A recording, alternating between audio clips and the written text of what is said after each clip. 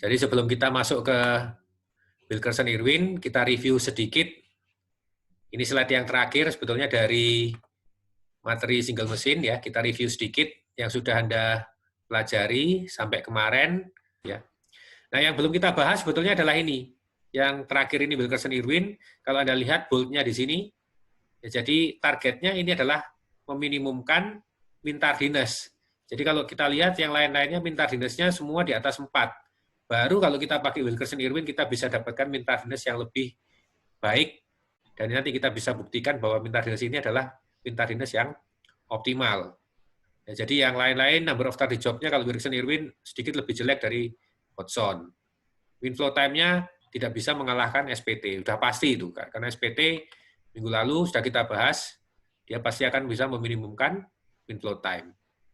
Ya, jadi kita akan bahas algoritma Wilkerson-Irwin ini. Ada 4 langkah di sini ya. Kalau dibaca kalimat demi kalimat, mungkin pertama kali Anda akan bingung, sulit membayangkan. Saya sudah siapkan satu slide tambahan untuk transisi algoritma ini dari satu langkah ke langkah berikutnya. Nanti kita akan lihat ya. Sementara kita baca dulu sekilas dari algoritma ini ya. Jadi ada 4 langkah. Langkah pertama, dia menggunakan aturan EDD untuk starting point-nya. Untuk inisialisasinya, semua job diurutkan berdasarkan EDD. Kemudian, ambil 2 job yang pertama dari urutan EDD itu, sebut job A dan job B, kemudian dibandingkan dengan aturan pembandingan seperti yang tertulis di sini. Apakah maksimum processing time antara job A dan job B itu lebih kecil dari maksimum due date dari job A, job B? Kalau iya, kemudian ada seterusnya ini ya, letakkan job A ke alfa, letakkan job B ke beta, dan kalau sebaliknya, letakkan job yang waktu prosesnya lebih pendek ke alfa, dan job satunya ke beta, kemudian job ketiga dimasukkan ke kolom gamma. Nah, sebetulnya alfa, beta, gamma ini apa? Jadi alfa, beta, gamma ini kalau kita lihat, nanti kita akan memproses urutan EDD itu ke dalam sebuah tabel, ini tabel Wilkerson-Irwin. Ya, ada kolom-kolomnya alfa, beta, gamma. Nanti akan saya jelaskan di slide satunya yang step by step. Kalau biasanya di kelas saya ngajarnya soal pakai papan tulis ya, jadi saya bisa menjelaskan step by step-nya dengan nulis di papan. Ya, tapi karena ini semua harus saya sampaikan secara online, jadi saya ada slide tambahan nanti untuk menjelaskan algoritma Wilkerson-Irwin ini. Ya, jadi nanti ada job-job yang masuk di kolom alfa, ada job yang masuk di beta, ada job yang masuk di kolom gamma. Nah, kalau langkah 1, untuk memasukkan pertama kali alfa, beta, gammanya, aturannya seperti ini. Ya. Kemudian, kalau langkah ke-1 ini sudah selesai, kita lanjutkan dengan langkah ke-2. Langkah kedua ini kita bandingkan beta dan gamma untuk melihat apakah beta dapat bergabung dengan kolom alfa pada jadwal. Jadi di sini nanti ini adalah langkah kedua. Jadi 2 kolom ke berapa ini? 1, 2, 3, 4, kolom ke-5 dan ke-6 yang di tengah ini ya. Ini adalah pembandingan pada langkah kedua. Kita akan cek apakah salah satu dari 2 syarat ini terpenuhi. Ya, jadi ini rumusnya panjang gini ya, tapi nanti kita bahas satu-satu. F alfanya 8, maksimum T beta T gammanya 6, maksimum D beta D gammanya 15, 8 tambah 6, 14 lebih kecil dari 15, yes. Kalau ini salah satu terpenuhi, maka job pada kolom beta ini akan bergabung menjadi alfa yang baru. Job pada kolom gamma akan menjadi job pada kolom beta. Kemudian kita ambil job berikutnya dari EDD list menjadi gamma yang baru. Kita lakukan lagi pembandingan itu ya, cek. Jadi kalau salah satu sudah yes, kita bisa lanjutkan seperti tadi. Job 3 dari kolom beta pindah ke alfa, job 5 dari kolom gamma pindah ke beta, dan seterusnya. Ya, jadi itu pembandingan di langkah kedua.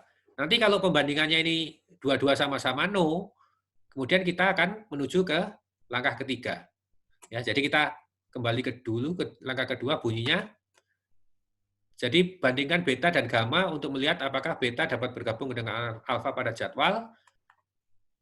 Alternatifnya ini, apakah T beta lebih kecil dari T gamma atau F alpha plus maksimum T beta T gamma lebih kecil sama dengan maksimum D beta D gamma. Kalau itu salah satunya terpenuhi, jadi atau ya, atau bukan dan.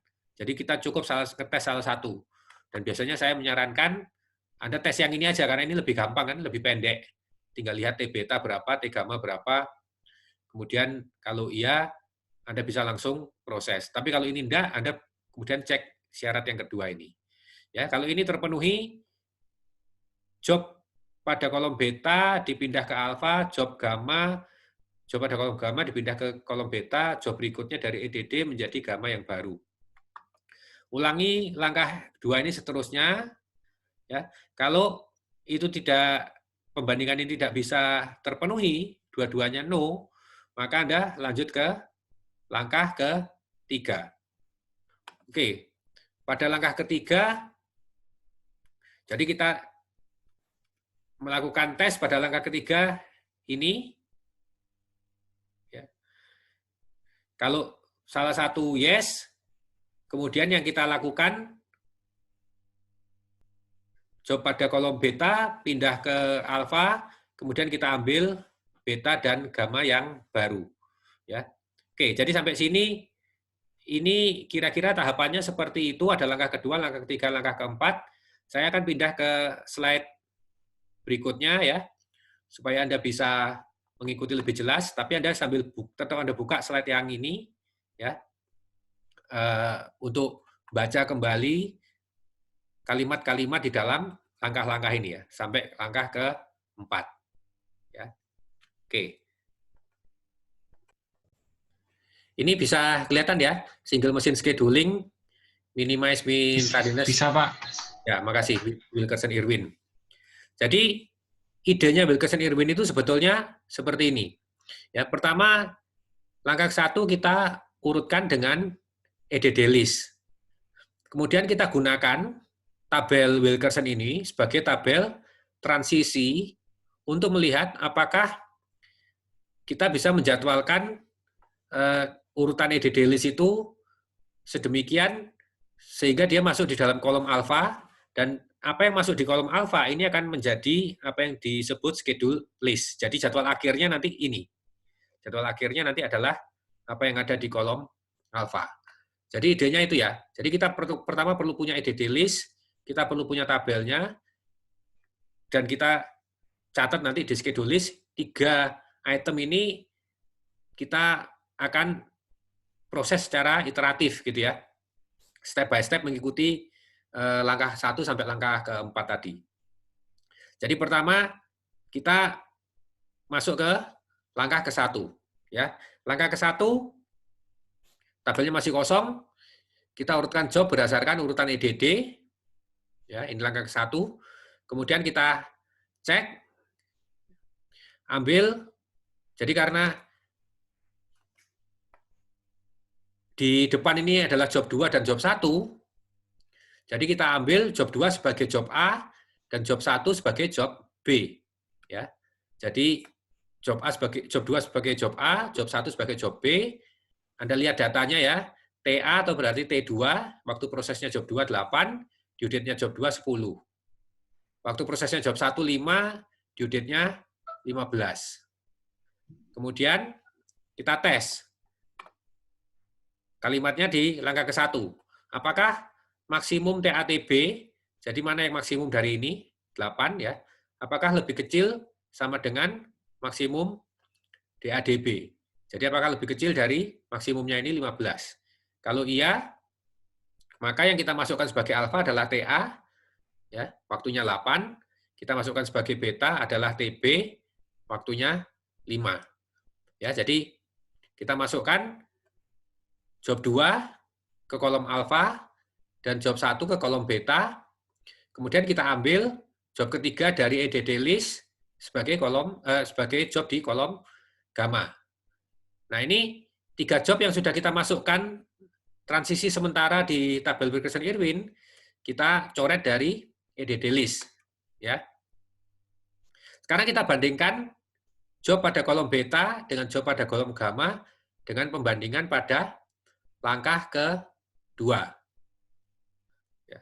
Jadi job yang pada kolom alfa ini nanti kita masukkan sebagai schedule list dan kita kemudian lanjut ke langkah kedua membandingkan job pada kolom beta dengan job pada kolom gamma. Ya. Langkah kedua. Jadi job 1 versus job 3 ya. Jadi yang kita bandingkan ini job 1 versus job 3, beta dan gamma. Di langkah kedua.